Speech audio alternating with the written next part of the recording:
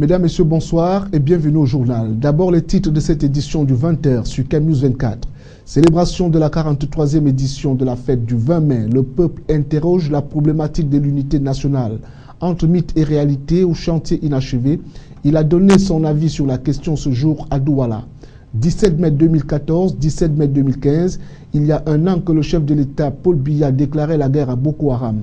Entre renforcement du dispositif sécuritaire au front et mobilisation des forces vives de la nation entière, les populations de la capitale économique évaluent le chemin parcouru depuis la déclaration de Paris.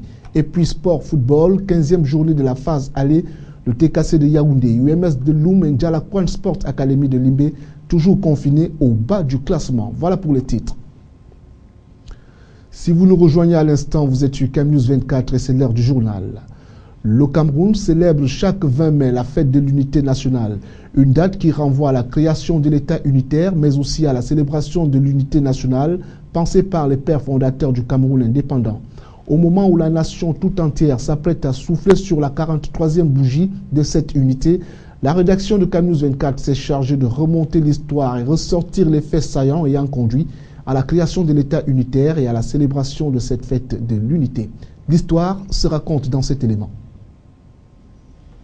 Le 11 février 1961, sous l'impulsion de la Grande-Bretagne, le Cameroun britannique doit faire le choix de son territoire. La Grande-Bretagne impose le choix à ce dernier au cours d'un plébiscite entre l'indépendance dans le cadre de la Fédération nigériane ou l'indépendance dans le cadre d'une union avec la République indépendante du Cameroun. Les résultats du plébiscite partagent la poire en deux. La partie nord du Cameroun britannique se rattache au Nigeria, tandis que la partie sud s'unit au Cameroun français, devenu indépendant. Après ce plébiscite, des négociations en vue de trouver la constitution idoine pour les deux Camerouns sont engagées par les hommes politiques camerounais des deux rives du Mungo. Arrive alors la conférence de Fumban du 16 au 21 juillet 1961, où les protagonistes optent pour la fédération. L'histoire renseigne que le choix de cette option reposait cependant sur un malentendu, car les leaders des deux délégations, Amadou Ahidjo et John Goufoncha, n'avaient pas la même vision de la fédération. John Goufoncha acceptait la fédération tout en pensant à la confédération où Boya jouerait véritablement le rôle de capitale d'un Cameroun occidental suffisamment autonome. Amadou Ahidjo, quant à lui, acceptait la fédération tout en considérant qu'elle n'était qu'une étape vers un État unitaire où Yaoundé deviendrait la seule et véritable capitale du Cameroun. Le 14 août 1961, la constitution fédérale est adoptée. Amadou Ahidjo devient président de la République et John Goufoncha vice-président. Le 1er septembre 1966, avec la naissance de l'Union nationale camerounaise, UNC, tous les partis politiques du Cameroun occidental et certains du Cameroun oriental acceptèrent de former l'Union camerounaise, l'UC, un parti unifié. C'est dans le cadre de ce dernier que furent élaborées toutes les réflexions et les démarches qui allaient aboutir au référendum de 1972 portant réunification des Camerouns oriental et occidental. L'État unitaire fut ainsi créé, d'où la célébration depuis le 20 mai 1972 de cette fête de l'unité nationale qui en est aujourd'hui à sa 43e édition. L'unité nationale est un chantier inachevé pour le Cameroun. C'est du moins l'avis de certains citoyens rencontrés dans les rues de la capitale économique ce 18 mai 2015. Des avis qui appellent à une prise de conscience collective alors que le Cameroun s'apprête à célébrer avec faste et solennité le 20 mai prochain la 43e édition de la fête de l'unité nationale. José Ngongan et Apollinaire Zobembon. À la question de savoir si l'unité nationale est une réalité, un mythe ou un chantier inachevé au Cameroun, les avis de bon nombre de citoyens rencontrés dans les rues de la capitale économique ce 18 mai 2015 convergent. De construction à faire sur ce point-là. L'unité là, ça n'existe pas. C'est un chantier où le chef de l'État ne cesse de réveiller ses collaborateurs à veiller à ce que cette unité soit vivante sur le terrain à tous les niveaux. Donc ce n'est pas un rêve, c'est un travail. Et en voulant travailler donc, on sera en permanence en train de chercher les voies et moyens pour que l'unité soit là, pour que la paix soit là. Ils évoquent par ailleurs quelques faits historiques pour justifier leurs arguments. Les avocats d'expression anglophone qui demandent le retour au fédéralisme. Parce qu'ils sont pénalisés. Ils sont pénalisés par rapport à ce qu'ils disent. Ils sont réellement pénalisés. Qu'on réfléchisse donc. qu'est-ce que nous pouvons faire pour que notre pays devienne un? Cette histoire de plusieurs listes de recrutement, je ne sais pas moi, le résultat de promulgation des listes, voilà, à l'ERIC. On a parlé de tribalisme. Les exemples comme ceux-ci sont légion au sein de la société camerounaise et font du concept de l'unité nationale un simple slogan creux, défini comme la volonté qu'ont les populations de vivre ensemble, de partager les mêmes peines, les mêmes souffrances et les mêmes joies. L'unité nationale de la vie de certains ne peut effectivement prendre corps au Cameroun que si toutes les composantes sociologiques apportent leur pierre à la construction de l'édifice. Au moment où le Cameroun s'apprête à célébrer la 43e édition de la fête de l'unité nationale, il serait plus qu'urgent pour les pouvoirs publics de prendre des bonnes résolutions afin que le vaste chantier dans lequel le Cameroun est engagé depuis des lustres connaisse définitivement son couronnement. Lutte contre la secte islamiste Boko Haram dans la partie septentrionale du Cameroun. Les populations de la ville de Douala évaluent les avancées des stratégies mises sur pied pour éradiquer le phénomène. Elles se sont prononcées en mémoire au 17 mai 2014, date à laquelle le président de la République Paul Biya déclarait la guerre à Boko Haram. Éric Tiché et José Ngongan. Après le mot d'ordre de guerre contre Boko Haram lancé par Paul Biya le 17 mai 2014 en France, le peuple camerounais comme un seul homme s'est mobilisé derrière le chef de l'État, chef des forces armées, pour traquer et réduire à sa plus simple expression les partisans de la secte islamiste Boko Haram. La preuve de ce patriotisme de bonne loi qui s'évalue aujourd'hui repose sur la défense de l'intégrité territoriale et la consolidation de la paix au Cameroun. Je pense que l'esprit camerounais qui longtemps est resté abstrait est en train de se concrétiser. Nous avons aujourd'hui la détermination.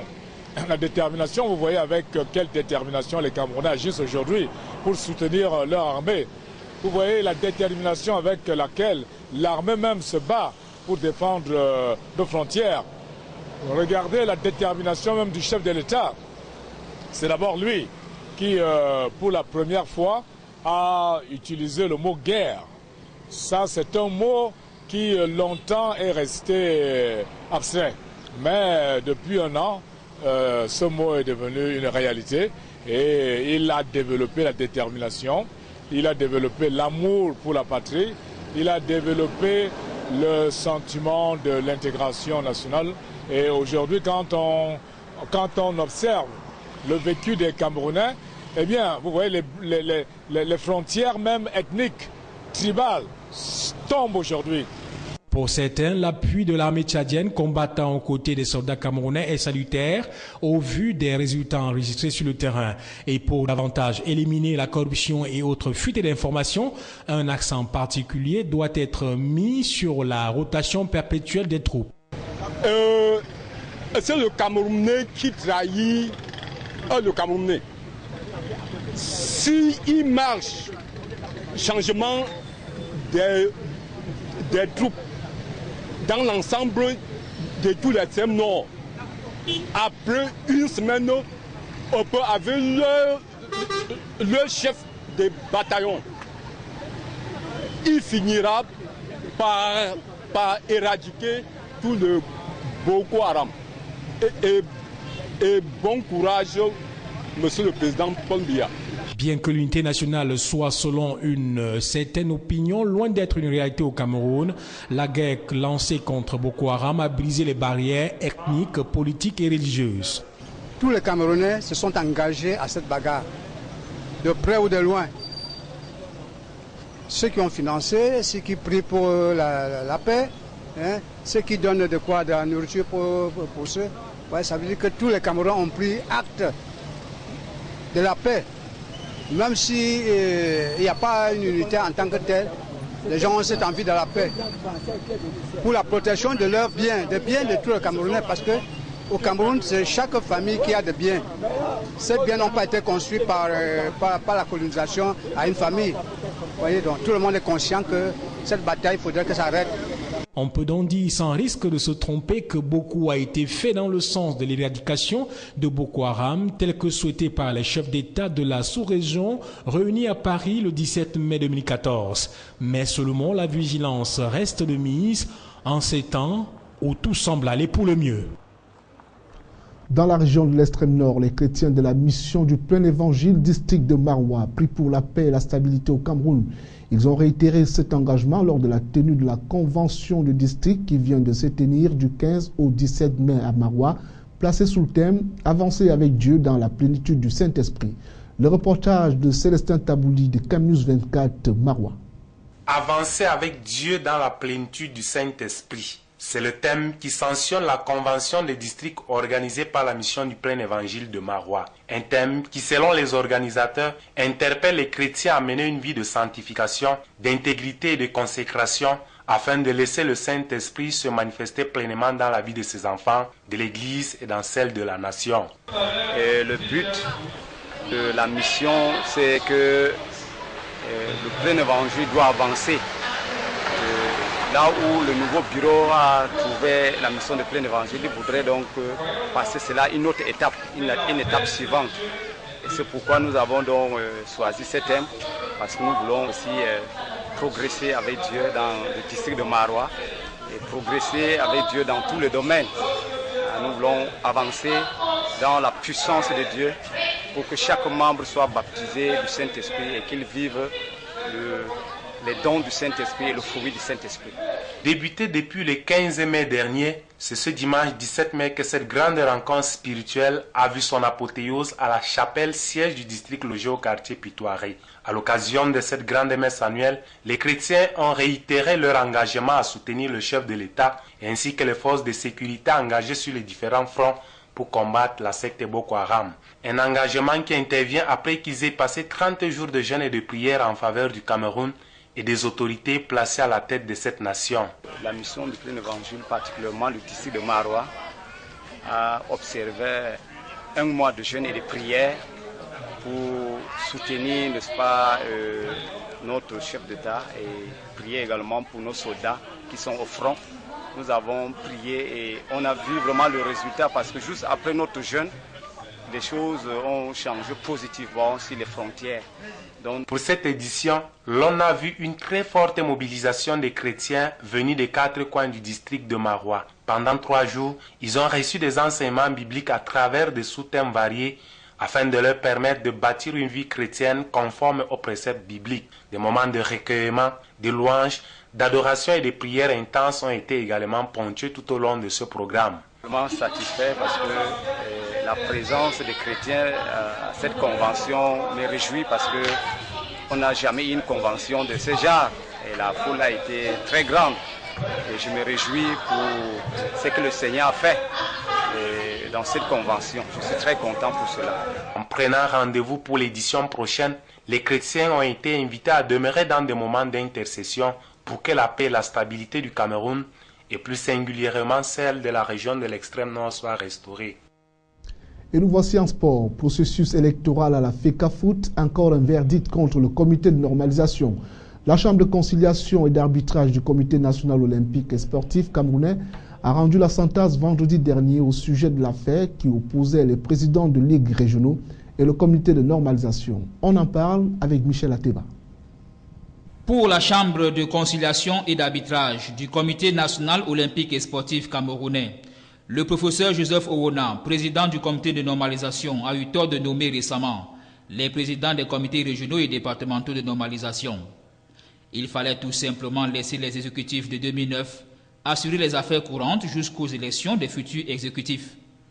La Chambre de conciliation et d'arbitrage s'est aussi basée sur la décision du tribunal arbitral de sport qui avait quelques mois plus tôt donné raison à Abdourahmane Amadou et compagnie au sujet de la grande assemblée générale qui va adopter les textes de la FECAFOOT en 2015. La décision du président du comité de normalisation de nommer 58 présidents des comités régionaux et départementaux s'apparente donc comme une entorse devant la loi. Du coup, ce sont les bureaux régionaux et départementaux de 2009 qui vont organiser les championnats avant les futures élections. Une décision qui pourrait faire l'objet d'un appel selon nos sources. Toujours en sport, Ligue 1, après les 15 premières journées de la phase aller, le TKC de Yaoundé, UMS de Loum et Ndialakwan Sports Academy de Limbé côtoient toujours les derniers rangs du classement. Le point avec Michel Ateba une fois de plus. Rien ne semble plus aller au sein du teneur Kalara Club de Yaoundé, UMS de Loum et Ndialakwan Sports Academy de Limbé. 15 journées après le coup d'envoi du championnat. Ces trois équipes citées écument toujours les derniers rangs du classement. Le TKC battu hier à Banganté par la Panthère Sportive Dundé occupe la toute dernière place, celle du 18e sur 18 club. La formation de Yaoundé après un début de saison périodique n'est pas au bout de ses peines. Entre départ de ses entraîneurs, problèmes de prime et ceux liés au bicéphalisme au sein du club, le TKC navigue dans l'eau trouble depuis quelques journées. À 2 jours de la fin de la phase aller, l'équipe est presque certaine d'occuper la zone rouge. Juste à côté, UMS de Loum et Ndialakwan Sports Academy de Limbé, classés 17e et 16e. Malgré la victoire pour le second hier et le score de parité du UMS de Loum, la situation globale des deux clubs n'est pas reluisante. Tout le contraire de Coton Sport de Garoua, leader avec 33 points, Yon Sport Academy et Panthère Sportive du Dé, deuxième avec 25 points. Et c'est la fin du journal sur KEM News 24. Mesdames, Messieurs, merci de nous avoir accordé votre préférence. Bonsoir.